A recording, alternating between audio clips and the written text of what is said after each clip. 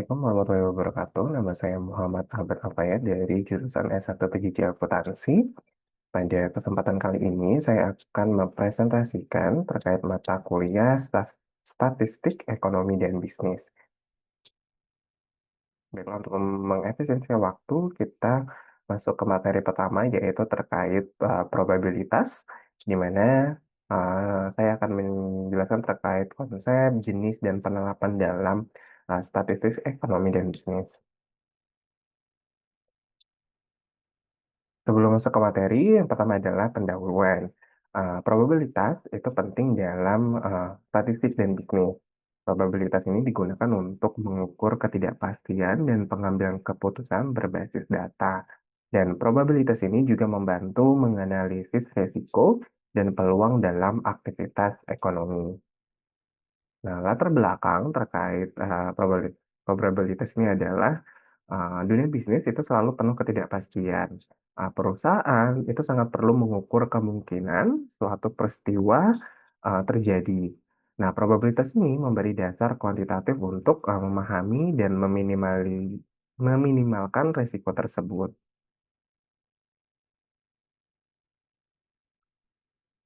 Tujuan dari presentasi terkait probabilitas ini adalah menjelaskan konsep probabilitas itu apa, terus menyebutkan jenis-jenis probabilitas, menjelaskan aturan dan dasar probabilitas, dan memberikan contoh aplikasi kepada bisnis.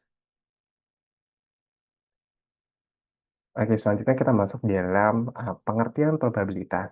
Pengertian probabilitas adalah suatu ukuran kemungkinan suatu kejadian di mana nilainya antara 0 atau mustahil hingga 1 atau pasti. Contoh, peluang muncul angka 6 saat melempar dadu, yaitu adalah 1/6.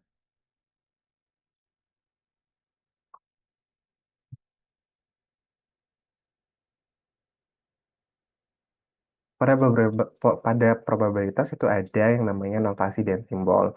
Notasi dan simbol yang tertera pada PPT yang ada pada layar kaca, layar monitor.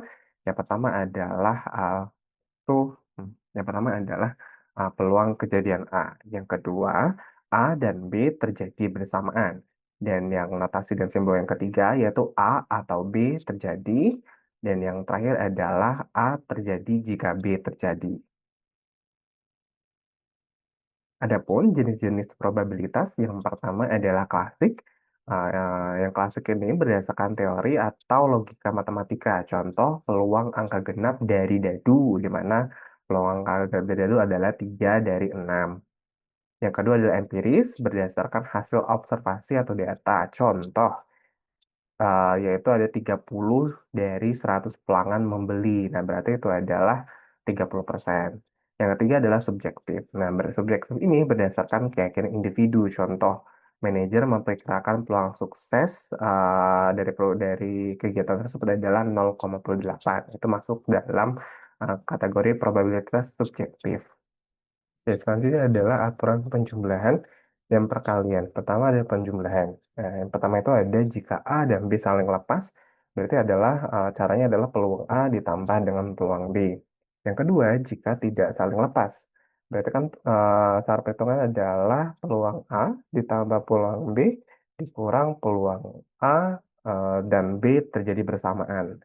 Nah, untuk perkalian, yang pertama adalah jika A dan B independen, itu adalah peluang A dikali dengan peluang B. Nah, yang kedua adalah jika A dan B tergantung, cara perkalian adalah peluang A dikali peluang B terjadi jika peluang A terjadi.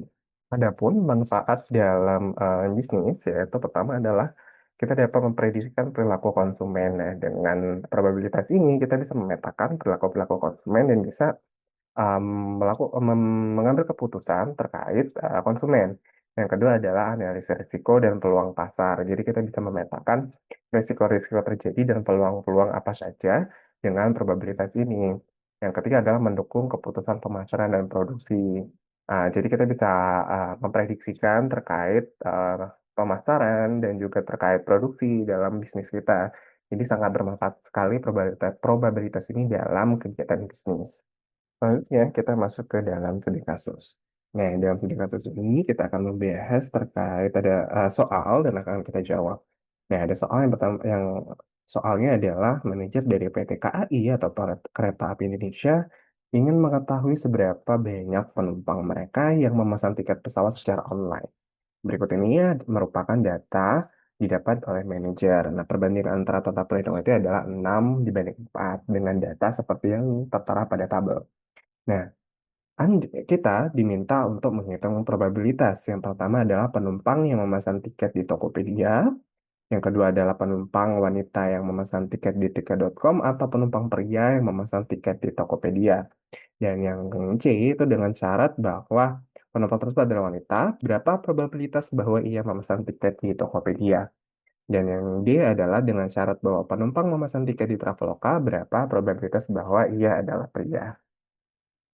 Yang pertama, dari soal tersebut kita melakukan pengolahan data, di mana data yang kita dapat adalah yang pertama, total penumpang itu adalah 1.000 orang.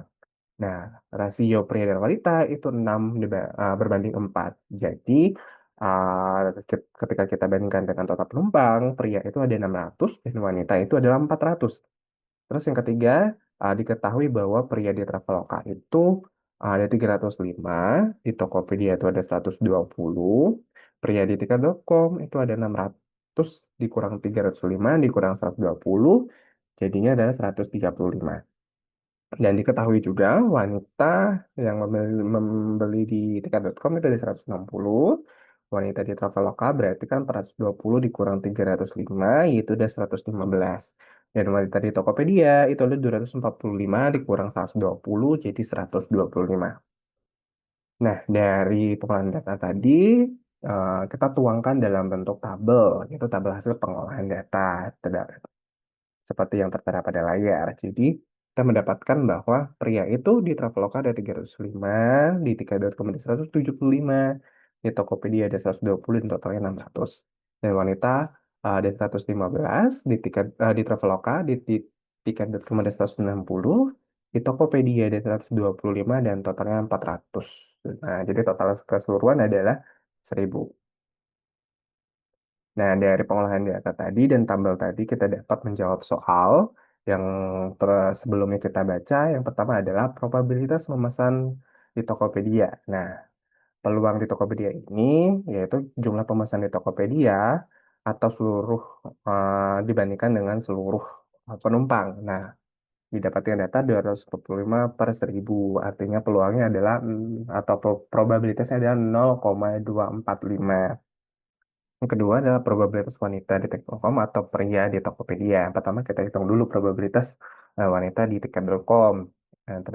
Dapat data 160 dibanding 1.000, jadinya 0,120. Sedangkan untuk peluang pria di Tokopedia adalah 120 per 1.000, jadinya 0,120. Nah, peluang atau probabilitas wanita di tiket.com atau pria di Tokopedia ini setelah kita dapat masing-masing, kita tambahkan, yaitu 0,160 ditambah 0,120. Dapatlah hasil 0,280. Jadi, peluang probabilitas wanita di tiket.com atau pria di Tokopedia itu sebesar 0,280. Nah, yang ketiga, probabilitas memesan di Tokopedia jika dengan syarat yang memesan itu adalah wanita.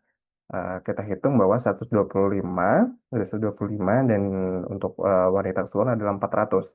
Jadi peluangnya adalah 0,3125. Dan probabilitas pria jika diketahui memesan di Traveloka, itu kita dapat nilainya adalah 305 dibagi 420, itu sama dengan 0,7262. Oke, selanjutnya adalah kesimpulan. Probabilitas itu merupakan alat penting dalam statistik dan bisnis. Memahami konsep dasar, jenis, serta aturan probabilitas membantu kita dalam pengambilan keputusan yang lebih rasional lagi. Tiap jenis probabilitas, baik klasik, empiris, dan subjektif, itu memiliki fungsi masing-masing dalam konteks berbeda. Aturan penjumlahan dan perkalian memudahkan juga analisis peluang kejadian. Nah, pada studi kasus PT KAI menunjukkan penerapan nyata probabilitas tersebut, termasuk probabilitas bersyarat dalam memahami pola pembelian tiket berdasarkan jenis kelamin dan platform.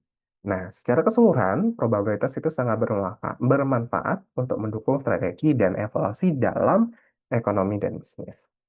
Mungkin itu saja presentasi saya terkait probabilitas ini. Atas perhatiannya saya ucapkan wassalamualaikum warahmatullahi wabarakatuh.